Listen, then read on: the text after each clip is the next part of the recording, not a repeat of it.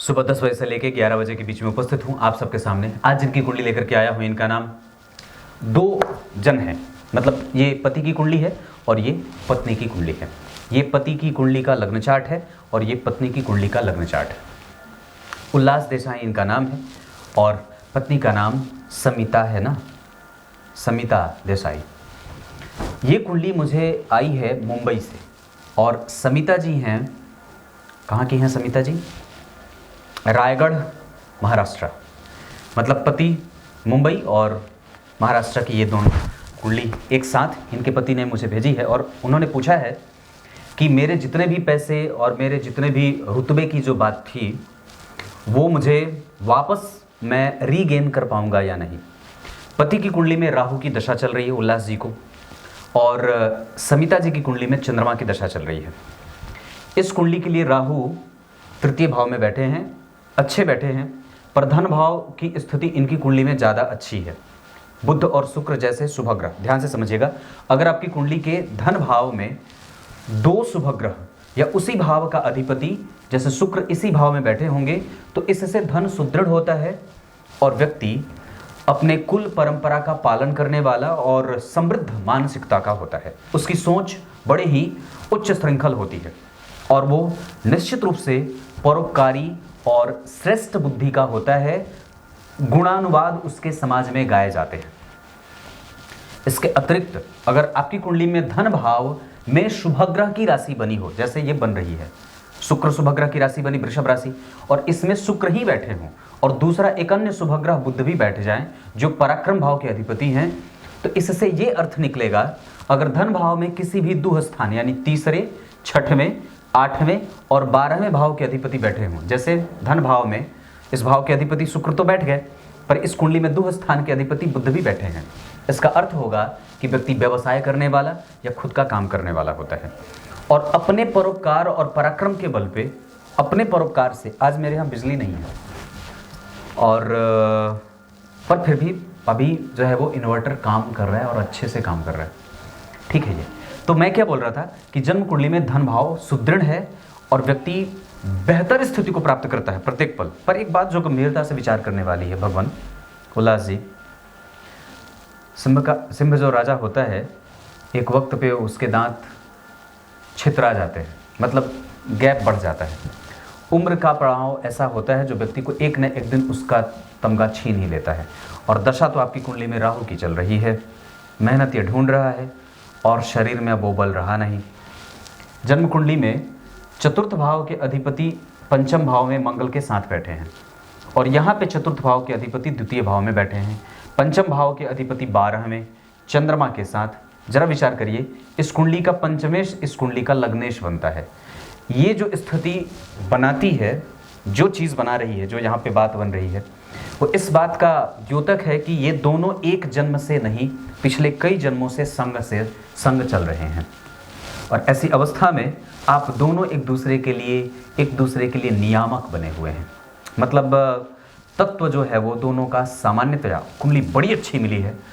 वर्ण संकरता का दोष तो नहीं है, मतलब अगर नहीं है, मतलब जैसे होता है ना विवाह अलग अलग जाति भेद में हो जाए, तो अगर ऐसी बात नहीं है तो आपकी कुंडली बड़ी ही स्पष्ट और बड़ी बेहतर बनी है। और निश्चित रूप से एक बात और भी कर दूं तो कुंडली दोनों एक दूसरे के लिए सपोर्ट के साथ खड़ी है और इनका सपोर्ट आपको मिलेगा। पर वस्तुतः जब विचार करते हैं कि आपकी पत्नी की कुंडली में दशा किसकी है तो वो चंद्रमा की दशा है जो इनकी कुंडली में 12वें भाव के अधिपति हैं और अभी चल रहा है चंद्रमा में शनि। सप्तमेश की दशा आपकी पत्नी झेल रही हैं। सप्तम भाव क्या है? मतलब उनकी कुंडली का कौन सा भाव एक्टिव है? 12वां, जो निद्रा का होता है, जो निश्चिंतता का होता है। और आपकी कुंडली में तो राहु है जो कहीं कुछ भी नहीं होते आपकी कुंडली में तो राहु है जो कहीं कुछ भी नहीं होते, वो जहाँ बैठे हैं वहीं हो जाते हैं। और ऐसा व्यक्ति जो है वो कुछ कई बार जो कहीं का नहीं होता वो सच में कहीं का नहीं होता। तो आपकी कुंडली में ये ग्रह अभी आपको कहीं का नहीं छोड़ रहा है। पर इस स्थिति को समझने की आवश्यकता है कि आपकी कुंडली में राहु कहाँ बैठे हैं।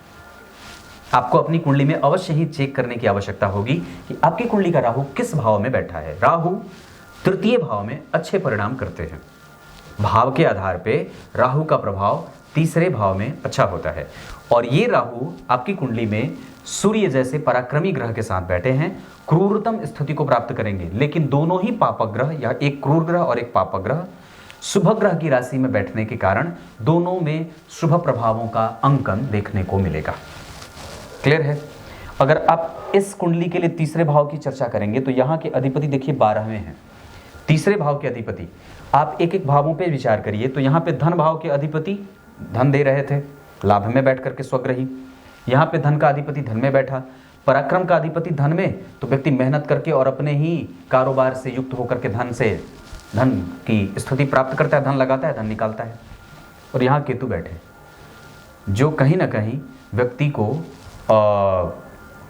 अनुभवों का संग्रहकर्ता बना देते हैं। पत्नी आपसे ज़्यादा अनुभवी हो तो कोई आश्चर्य नहीं है। और मैं जहाँ तक कहता हूँ कि आपकी कुंडली का जो शनि है ये आपको बहुत ज़्यादा प्रायोगिक बनाता है। और एक बड़ी अच्छी बात बताऊँ, आपको बड़ा अजीब लगेगा पर थोड़ी सी बात है। जीवन क्या है, इसको मैं 2 शब्दों में परिभाषित करूँ। एक लक्ष्य बनाया छोटा सा, एक घर चाहिए, एक गाड़ी चाहिए, एक बंगला चाहिए, एक सुंदर सा बढ़िया फ्लैट मिल जाए, बड़ा बढ़िया, बड़े मतलब जो भी बनाना है बना दिया।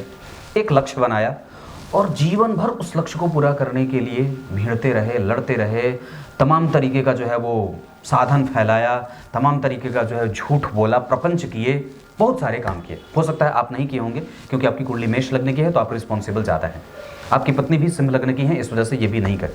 लेकिन जीवन तो यही है और आप उस चीज़ से दबे हैं, कुचले हैं। अब वक्त साथ नहीं दे रहा क्योंकि दशा कमज़ोर है और मेहनत आपसे ज़्यादा मांग रहा है। तो अब आप धीरे धीरे अपनी गति को बढ़ा करके परमात्मा और परम शक्ति की तरफ, उसकी शक्ति को समझने और उसकी रोशनी की तरफ जा रहे हैं। यही होता है। नहीं तो आप विचार करो ना, मेरे पास वो लोग क्यों आते हैं या ज्योतिषियों के पास वो लोग क्यों जाते हैं जिनको फिल्में नहीं मिलती हैं और जिनका व्यवसाय चौपट हो जाता है? क्योंकि जब वो पूर्णतया उत्साह से युक्त होते हैं तो उनको ज्योतिषी की आवश्यकता नहीं पड़ती। आवश्यकता ज्योतिषी की कब पड़ती है? जब दशा की चपाट लगती है और तमाचे लगते हैं परिस्थिति के तब, क्योंकि पहले आपने लक्ष्य गलत बनाया था। जो चिंतन आज कर रहे हैं वो चिंतन 30 साल पहले और 40 साल पहले कर लेना चाहिए था। और निस्संदेह यही समस्या आज के समाज की है। आप इतने अंधी दौड़ में शामिल हो जाते हैं कई बार लोगों का। मैं आपकी बात तो कम ही करूंगा क्योंकि आपकी कुंडली में धर्म भाव में केतु बैठे हैं। यहाँ के अधिपति गुरु भाग्य भंग योग लगा रहे हैं पर स्वग्रही हैं। इस वजह से व्यक्ति इंपोर्ट एक्सपोर्ट का काम कर ले और बड़ा व्यवसायी बन जाए तो कोई आश्चर्य नहीं है। आपकी कुंडली में अगर भाग्य भाव में 9 नंबर लिखा हो, ये सबसे अच्छी बात होगी। आप जरा चेक करिए अपनी कुंडली और उसमें देखिए कि आपकी कुंडली के भाग्य भाव में क्या अंक लिखा है। अगर वहाँ 9 नंबर लिखा है तो ये धनु राशि होगी और इसके अधिपति अगर अपनी ही राशि में बैठे हो, जैसे मीन राशि भी गुरु की ही होती है और वो स्वग्रही होकर के बैठे हैं, इसका मतलब है कि इस कुंडली के लिए वो योग कारक भी होंगे और इस कुंडली के लिए वो अच्छे भी होंगे। राजयोग की भांति गुरु यहाँ परिणाम देने वाले होंगे, परंतु चूंकि वो 12वें भाव में बैठे हैं, इस वजह से व्यक्ति को कई बार धार्मिक बनाने के साथ साथ उसके भाग्य को कई बार तितर बितर भी करने का काम करते हैं और कई तरीके से घुमा करके तब परिणाम देते हैं। अब विचार करिए, राहु के पास किसी शुभ ग्रह का कोई प्रभाव नहीं है और राहु का परिणाम प्राप्त करने के लिए आपको यह अवश्य ही समझना होगा कि राहु जहां बैठे हैं उसके ऊपर कितने शुभ ग्रहों का प्रभाव है। आप चेक करिए, राहु को कोई भी शुभ ग्रह नहीं देख रहा और ना तो ये शुभ ग्रह के साथ ही बैठा है। जिस भाव में बैठा है उस भाव का अधिपति बुध, अगर जन्म कुंडली के तीसरे भाव में 3 नंबर लिखा हो और जन्म कुंडली के 6ठवें भाव में 6 नंबर लिखा हो, इसका मतलब ये होगा कि आपकी कुंडली के लिए बुध की दशा और उस भाव में बैठे जो ग्रह हैं उनकी दशा पे आपको संतुलित होने की प्रबलता ध्यान रखनी होगी। निश्चित रूप से अगर यहाँ पे बात करते हैं तो यहाँ का अधिपति आपसे मेहनत ज़्यादा मांग रहा है। पत्नी की कुंडली में भी कुछ ऐसी ही स्थितियाँ बन रही हैं। दोनों एक साथ पैरेलली आगे बढ़े हैं और एक ही जैसे वक्त से भी दोनों भी गुजर रहे हैं, क्योंकि 12वां भाव कहें या राहु की दशा कहें, राहु आपसे खाली मेहनत करा रहा है। यहाँ पे चतुर्थ भाव के अधिपति मंगल धन भाव में बैठे, जो व्यक्ति को कम से कम धनाढ्य तो बना ही देता है। माता और पिता का सुख देने के साथ साथ व्यक्ति को चरित्रमान और व्यवस्थित जीवन जीने वाला और कठोर भी बना देता है। निर्णयात्मक स्थितियां जो होती हैं बड़ी ही प्रबुद्ध और मजबूत बन जाए तो आश्चर्य वाली कोई बात नहीं है। यहाँ पे चतुर्थ भाव के अधिपति गौर करिए, पंचम में केंद्र त्रिकोण का योग और गुरु का प्रभाव इस भाव पे उच्च का। इसका अर्थ कि चल अचल संपत्ति का मालिक व्यक्ति एक वक्त पे है, हमेशा रहे तो भी कोई बात नहीं है, लेकिन वक्त के हिसाब से वो चीज़ें खसकने लगती हैं, ईंटें कमज़ोर और उत्साह भी कम। क्यों? अब बताता हूं। दरअसल चतुर्थ भाव का सुख आपको कितना मिल रहा है ये चेक करना चाहते हैं तो क्या करना चाहिए? चतुर्थ भाव का फल या किसी भी भाव का परिणाम आपको कितना मिल रहा है, आप उसका कितना सुख भोग रहे हैं, इस बात के लिए उस भाव के पिछले भाव की स्थिति को देख लीजिए। पराक्रम का परिणाम व्यक्ति को मिला है और उसने पराक्रम पे संपूर्ण धन कमाया है, पर वो सुख जो उसको मिलना चाहिए था उसको सूर्य का ग्रहण लगा है। इस वजह से वो जो आत्मबल है वो कभी कभी डगमगा जाता है और ईंटें चरमरा जाती हैं। मैं 100% सही बोल रहा हूँ, यही होता होगा, तो यही है।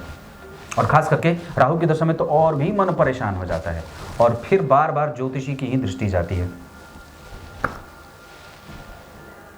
ना ये बात। मैं एक बात आप लोगों को कहता हूँ, जीवन में लक्ष्य ऐसा बना लेना चाहिए कि किसी से आपका कोई भेद ही ना रहे, आप स्वतंत्र रहें और निश्चित रूप से किसी से आपका कोई कंपटीशन ना रहे। आप प्रत्येक पल अपना बेहतर कितना कर सकते हैं इस पे फोकस करें तो ज़्यादा बढ़िया बात होगी।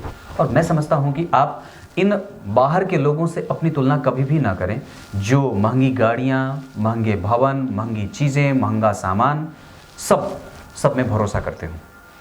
इन सब चीज़ों पे ध्यान अवश्य ही देने की बारी है। और निश्चित रूप से ये चीज़ें आपको मानसिक रूप से उत्थान की तरफ नहीं, मानसिक रूप से आपके पतन का कारण बनती हैं और मानसिक कमजोरी, क्योंकि यहाँ का अधिपति मंगल के साथ है जो आपकी कुंडली का अष्टमेश है। तो चतुर्थ भाव के अधिपति और अष्टम भाव के अधिपति जब पंचम भाव में बैठेंगे तो क्या करेंगे? अगर आपकी कुंडली में, आप यहीं पे बात करता हूँ, अगर चतुर्थ भाव के अधिपति का संबंध दुह स्थान के अधिपति के साथ कहीं भी हो रहा हो, यकीनन इस बात पे भरोसा करने की आवश्यकता है कि आपके चल अचल संपत्ति में कभी न कभी सेंध लगने वाली है। इस वजह से उसको जितना ज़्यादा हो सके सही समय पे उसका सदुपयोग करिए और उसको संरक्षित करने की बारी है। मतलब जो भी आपने इकट्ठा किया है, जैसे यहाँ पे चंद्रमा चतुर्थ भाव के अधिपति और मंगल 12वें भाव के अधिपति, लेकिन 8वें भाव के अधिपति के साथ वो लग्नेश भी होते हैं। तो एक वक्त पे दिए तो लग्नेश का पंचम भाव में बैठना, लग्न कौन? मेष राशि, वो कहाँ बैठे? सिंह राशि में। 5वें नंबर की राशि सिंह राशि होती है। लग्नेश का 5वें भाव में जाना व्यक्ति को कृतज्ञ बनाता है। प्रायोरिटी उसके जीवन में सबसे ज्यादा यश, कीर्ति, मान, सम्मान, पद, प्रतिष्ठा आदि पाने की होती है और उसमें उसका मन भी खूब लगता है और वो करता भी है। पर इतनी सारी चीजें होने के बाद ये मंगल पीछे और पीछे राहु और सूर्य और चंद्रमा जो है वो जन्म कुंडली में दुह स्थान के संपर्क में या राहु केतु के संपर्क में, सूर्य राहु के संपर्क में और चंद्रमा मंगल के संपर्क में और जन्म कुंडली के लग्नेश पाप ग्रह के संपर्क में, लग्न के अधिपति मंगल और चतुर्थ के अधिपति चंद्रमा एक साथ ही बैठ जाते हैं। इस कुंडली के लिए चतुर्थ भाव खराब नहीं होगा, पर निश्चित रूप से वो उत्तेजित है, प्रभावित है, संकल्पित है और प्रेशराइज है कि नहीं बात है ना? मंगल का प्रभाव है, वो कुछ ना कुछ तो देंगे। क्यों देंगे? क्योंकि गुरु भी तो 12 में जा रहे हैं, तो निश्चित रूप से कुछ तो शुभ तो इनका कमजोर होगा। तो कैसे कमजोर करेंगे? आपको वो निश्चित रूप से शांत बनाना चाहते हैं और परमात्मा का संकल्प है क्या? मैं जिस पे प्रसन्न होने लगता हूं उसका धन हरण करना मेरा स्वभाव है। अगर धन हरण हो रहा हो तो समझ लें, गीता जी की बात है ये, तो समझ लेने की बात है कि निश्चित रूप से परमात्मा की भक्ति चढ़ रही है और परमात्मा का ध्यान आपकी तरफ आ रहा है। क्योंकि वो अगर आप कृत्य कर रहे हैं और उसका सदफल मिल रहा है, मतलब आपके मोक्ष की गति बढ़ रही है और आप निरंतर जो है वो उस तत्व की तरफ बढ़ रहे हैं जो आप में कमजोरी से विद्यमान है और वहां मजबूत पिंड विद्यमान है। ये मजबूत बड़ा सा, ये बड़ा चुंबक भगवान ईश्वर, और ये आपके अंदर उसकी छोटी सी परछाई वो उसकी तरफ जा रही है। तो वक्त के हिसाब से सारे लोग बूढ़े होते हैं, समय के हिसाब से सारी जो है वो चीज़ें ढीली हो जाती हैं, वो आपकी गुप्तेंद्रियां कमज़ोर पड़ जाती हैं, काम भावना और काम की अधिकता भी कमज़ोर और गति के हिसाब से कमज़ोर हो जाती है। ये क्यों होता है? क्योंकि परमात्मा की भक्ति, अब वो सोचता है मैं अब अपने बच्चे को अपने पास बुला लूँ, बहुत भटक लिया है ये और पता नहीं कितने सारे झोल जमीन उठा रखे हैं, इसको पीट पीट के जो है वो सीधा करूँगा। और जब वक्त की मार पड़ती है तो दांत ढीले होते हैं, झड़ जाते हैं, सुनाई कम दर्द पड़ने लगे और फिर उसने दिया था फिर छीनना शुरू।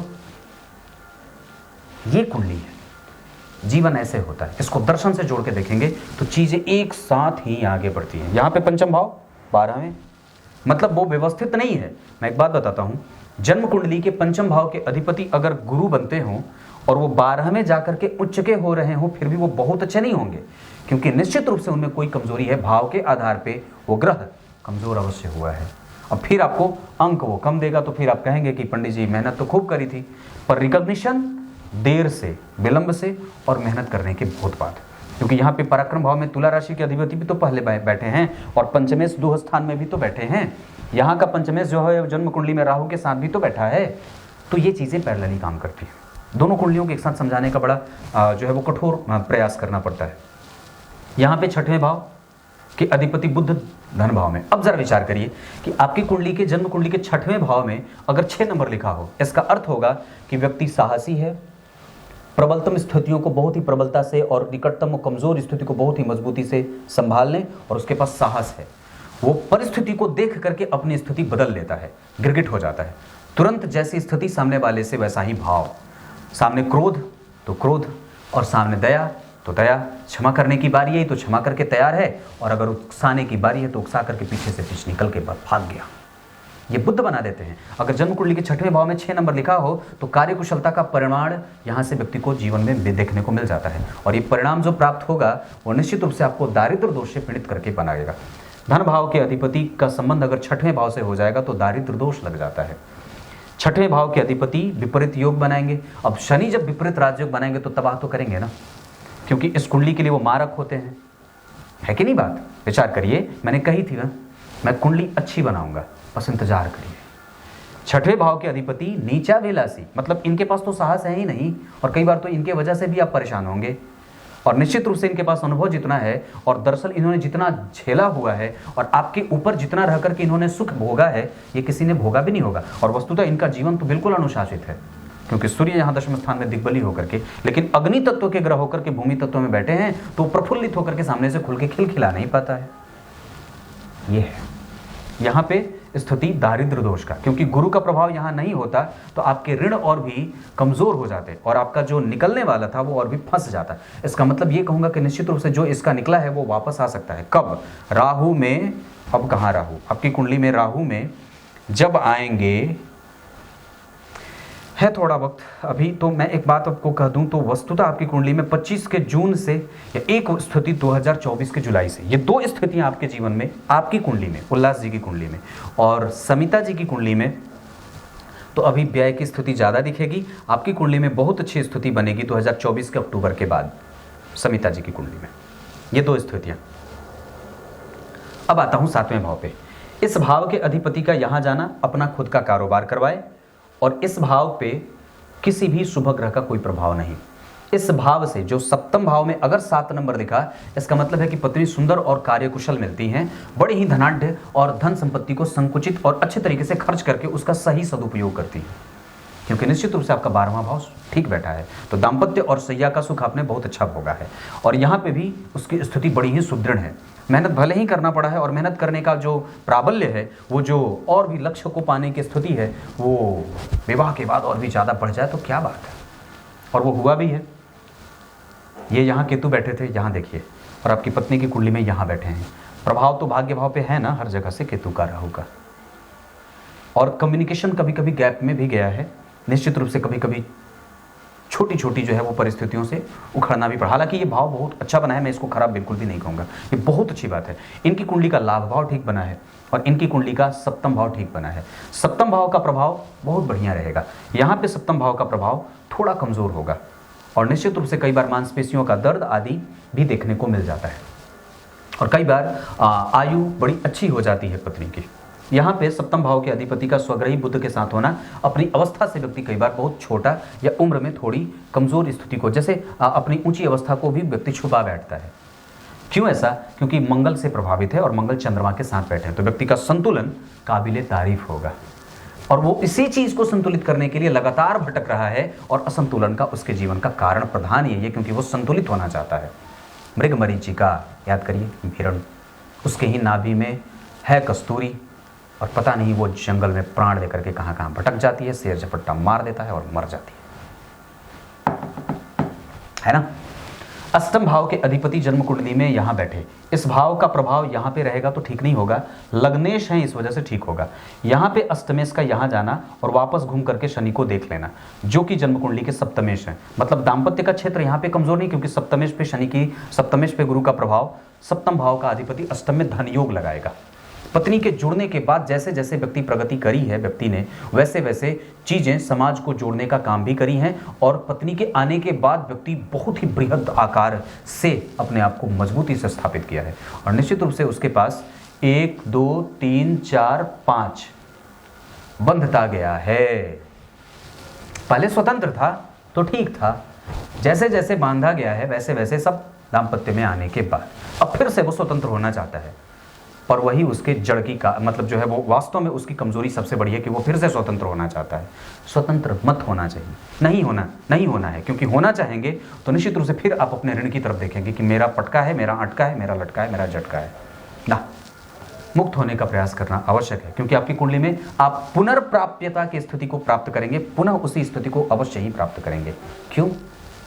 धन भाव ठीक है, लाभ भाव आपकी पत्नी का ठीक है, यहाँ का प्रभाव भी ठीक है, एकादशवां भाव बलवान है, 12वां भाव ठीक है, सूर्य और राहु यहाँ पे बड़े अच्छे परिणाम करेंगे। लेकिन जैसे छोटा भाई बहन जो है वो छोटे भाई बहनों के साथ संबंध कई बार थोड़े बहुत कमज़ोर बनते हैं, उनके साथ कभी कभी नाफरमानी करनी पड़ती है या बर्दाश्त करनी पड़ती है, ऐसे या वो कर सकते हैं आपकी आज्ञा का ऐसा।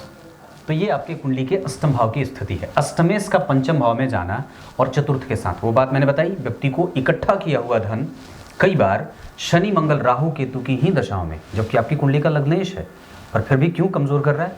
क्योंकि उस पे किसी भी शुभ ग्रह का कोई प्रभाव नहीं है। और ऊपर से चतुर्थ भाव के अधिपति का दुह स्थान और लग्नेश के साथ संबंध एक समय पे इकट्ठा करवाता है।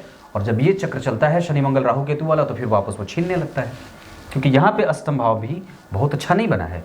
अष्टमेश उच्च के हैं, ये बहुत अच्छी बात है, लेकिन अभी इनकी कुंडली में चंद्रमा चल रहे हैं जो कि 12वें भाव के अधिपति हैं। और कभी कभी वो जब चंद्रमा की दशा चले और अष्टमेश के साथ वो बैठे और इस कुंडली के लिए सबसे खतरनाक ग्रह शुक्र के साथ बैठे, तो चंद्रमा कैसे अच्छे परिणाम से युक्त हो सकते हैं? विचार करिए। चंद्रमा इसी भाव के अधिपति, मतलब वो तो मारक ग्रह है, इसको मारक नहीं होता पर फिर भी निस्संदेह वो है तो 12वें भाव का अधिपति, बैठा किसके साथ है? इस कुंडली के लिए वो पंचमेश होने के साथ साथ अष्टमेश है। क्यों अष्टम भाव मैं ज्यादा बोल रहा हूं? क्योंकि सप्तम भाव के अधिपति अष्टम भाव में बैठ करके आपकी कुंडली की समस्या को और भी ज्यादा बढ़ा दे रहे हैं। और दरअसल तीनों शुभग्रह 12वें, केंद्र में एक भी बैठ जाता तो आनंद आ जाए। वैसे आपकी कुंडली में आपकी जो पत्नी है वो निश्चित रूप से क्रियात्मक है, गतिशील है और महत्वाकांक्षा उनमें भी कूट कूट करके भरी थी, भोगा भी है। बुध यहाँ स्वग्रही, तो व्यक्ति अपने बल पे एक्वायर भी बहुत अच्छा करता है, एक समय पे बहुत अच्छी स्थिति को व्यक्ति प्राप्त कर जाता है। लेकिन अभी इसको थोड़ा संभालना होगा, पर वास्तव में आप पूरे तरीके से फिर से प्राप्त होंगे। अब उतने बल के साथ तो आप नहीं आ सकते जो 1963 के 20 साल बाद की दशा थी, क्योंकि निश्चित रूप से वक्त है, अब परिस्थिति आपसे भगवान अब निकट आ रहे हैं या फिर आपको बुला रहे हैं, वो तो निकट है ही हमेशा, पर आपको और भी निकट बुलाना चाहते हैं।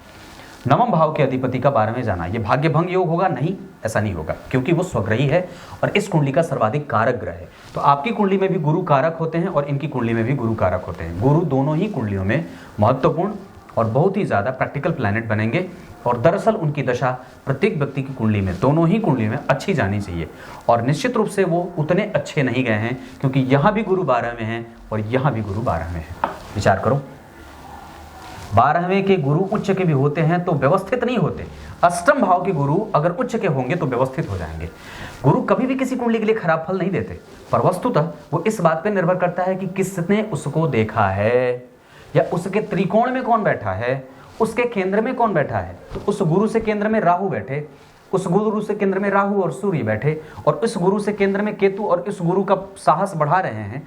पर मंगल के कारण आप अभी भी धैर्य धारण करिए, आपकी पत्नी के पास आपसे ज्यादा है और इस भाव का प्रभाव बढ़ रहा है, क्योंकि निश्चित रूप से इस भाव से सूर्य साहस बढ़ा रहे थे, पर इस कुंडली का त्रिकोण कमजोर हो रहा था। अगर आप इस भाव को देखेंगे केंद्र में रख के, तो 4 नंबर के बाद इस भाव से 9 घर आगे शनि बैठेंगे भाग्य भाव में, त्रिकोण में, मतलब नवम पंचम का संबंध बन रहा है शनि का। इस कारण से चीजें गड़बड़ हुई, क्योंकि आपकी कुंडली में उस भाव में कौन बैठा? इस कुंडली का मारक ग्रह जहां बैठेगा उस चीज को कमजोर तो करेगा। तो पत्नी की कुंडली का सप्तम भाव मतलब पति और इसका धन, तो ये रहा यहां पे नीचाभिलाषी शनि बैठे, गड़बड़ है ना। ये चीजें ऐसे प्रभावित करती हैं। कब ये प्रभावित करेंगी? शनि राहु केतु की दशा में। क्यों? गौर करिए, राहु और केतु का प्रभाव आपकी कुंडली में, ये पति का भाव होता है, यहाँ से भी देखा जाता है पति का सुख, या फिर पति के साथ बैठ करके तालमेल बिठाना, या पति के साथ बैठ करके कम्युनिकेट करना, या पति के साथ एक ही तकिया पे बैठ करके आनंद लेना, विचार करना। यहाँ राहु बैठा मेष का। मेष के राहु लग्न में खराब नहीं होते, पर वो भाग्य में तो कभी कभी कमजोर परिणाम देंगे ना। यहाँ पे भाग्य भाव में राहु केतु का प्रभाव, जहाँ पे व्यक्ति को कई बार एक्सट्रीम बहुत ज़्यादा या बहुत कम, एक समय पे बिल्कुल भी धर्म नहीं और एक समय पे बहुत ज़्यादा धर्म, या कई बार व्यक्ति इतना ज़्यादा प्रैक्टिकल हो ही नहीं पाता है कि वो दुनिया को समझ ही नहीं पाता है। होता है कई बार। दशम भाव प्रभाव है और एकादशवां भाव ठीक बना है, यहाँ भी दशम और एकादशवां ठीक बना है। लग्नेश, आप दोनों की कुंडली में मैं एक बात बता दूं, दोनों की कुंडली को देख करके मैं इतनी बात निश्चित रूप से कह सकता हूं कि दोनों ही एक दूसरे के पर्याय हैं और दोनों ही एक दूसरे के प्रकृति को धारण करके आगे बढ़े हैं, और दोनों ही प्रैक्टिकल हैं, और दोनों ही के जीवन में पूजा पाठ धर्म आदि होने के साथ साथ थोड़ी कमी बेश स्थिति बनती रही है, और दोनों ही बहुत ज़्यादा महत्वाकांक्षी हैं, और दोनों उस आकांक्षा को पूरा करने के लिए शेर कभी बने, कभी गीदड़, कभी सियार और कभी हिरण। ये जीवन का स्वरूप था। एक समय पे आप सिंह के समान थे, एक समय पे गीदड़ के समान है। ये प्रकृति है और ये आपसे लेगी।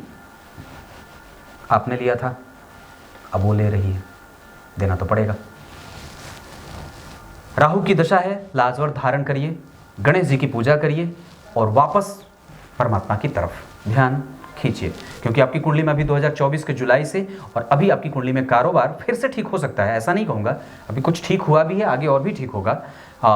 साहस और बल बना करके रखने की आवश्यकता है। निश्चित रूप से ज्योतिषी यही कह सकता है, क्योंकि आपकी कुंडली में शनि वर्गोत्तम है, और मैं समझता हूं कि आपकी कुंडली में गुरु का प्रभाव और शुक्र बुध का प्रभाव वापस आपको उसी क्षेत्र में लेके आ रहा है। अपने अंदर के गुरुत्व को और बढ़ाने के लिए सूर्य की उपासना, विष्णु सहस्त्र नाम का पाठ, गजेंद्र मोक्ष का पाठ और निश्चित रूप से राम रक्षा स्तोत्र का पाठ, ये बहुत आवश्यक है। ऋणमोचक गणेश स्तोत्र का पाठ करिए, मंगल स्तोत्र नहीं, गणेश स्तोत्र।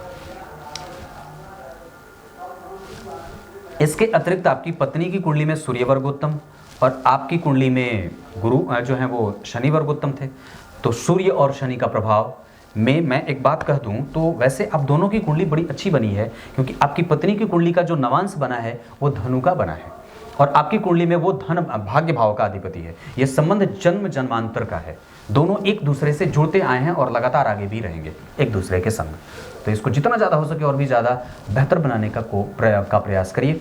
वैसे आपकी कुंडली में मैं एक बात बता दूं तो राहु की स्थिति में गणेश चतुर्थी का व्रत अत्यंत आवश्यक होता है, और गाय की सेवा अत्यंत आवश्यक है। निश्चित रूप से ब्राह्मण को दान, जिस चीज़ की कमी है उस चीज़ का दान बढ़ा दो। पढ़ने की कमी है, पढ़ने में मन नहीं लगता है तो पढ़ना शुरू करो, किसी को पढ़ाना शुरू करो, और पढ़ाने शुरू करने से व्यक्ति खुद ब खुद पढ़ने लगता है। ये आपकी कुंडली थी। क्या बताऊँ बाकी की चीज़ें। आपकी कुंडली में 4 तारीख अच्छी होगी, आपकी कुंडली के लिए पूर्व दिशा अच्छी होगी, आपकी कुंडली में धन भाव ठीक है, एक एक भाव मैंने बताए, धन भाव ठीक है, आपकी कुंडली का पराक्रम भाव ठीक है, आपकी कुंडली का दशम स्थान ठीक है, दोनों ही कुंडलियों की बात करता हूँ। आपकी कुंडली का पंचम भाव ठीक है, लक्ष्मी संपन्न योग लगा है, चंद्र मंगल योग लगा है, केंद्र त्रिकोण का योग लगा है, महाभाग्यशाली महालाभकारी योग लगा है, भाग्यशाली योग लगा है, राजयोग कारक गुरु आपकी कुंडली में, राजयोग कारक गुरु आपकी कुंडली, दोनों ही की कुंडली एकदम एक साथ आगे बढ़ी, एक ही जैसी प्रकृति को लेकर के पैदा हुए दोनों। नक्षत्र उत्तराषाढ़ा और आर्द्रा, पुनर्वसु, रोहिणी, रेवती, पुष्य, हस्त और धनिष्ठा भी ठीक है। ये कुछ अच्छे नक्षत्र होंगे। पुनर्वसु और पुष्य भी मैंने बताए हैं। इसके साथ साथ आपकी कुंडली में मृगशिरा भी ठीक रहेगा। आपकी कुंडली के लिए दिन मंगलवार का बहुत अच्छा रहेगा, और आपकी कुंडली में रविवार का दिन मांसाहार बिल्कुल ही बंद कर दीजिए। सूर्य की उपासना करिए, रक्त चंदन की माला गले में धारण करिए, और रविवार को बिल्कुल ही नमक बंद कर दीजिए। देखते हैं क्या होता है। पर उपासना जो है वो बड़ा काम करती है। उप समीपे आसनम, समीप बैठ करके आसन और मंत्र जप करिए जिससे त्राण हो जाए। मनन करने से जो त्राण करा दे वही मंत्र है, और स्तोत्र का बल और भी ज़्यादा होता है। मैंने वही आपको कहे। कुछ इसी तरीके से आज के कार्यक्रम का समापन करते हैं। तब तक के लिए इजाज़त दीजिए। कल एक बार फिर से उपस्थित होंगे आप सबके सामने। मुक्त हो जाओ। तब तक के लिए बहुत बहुत नमस्कार।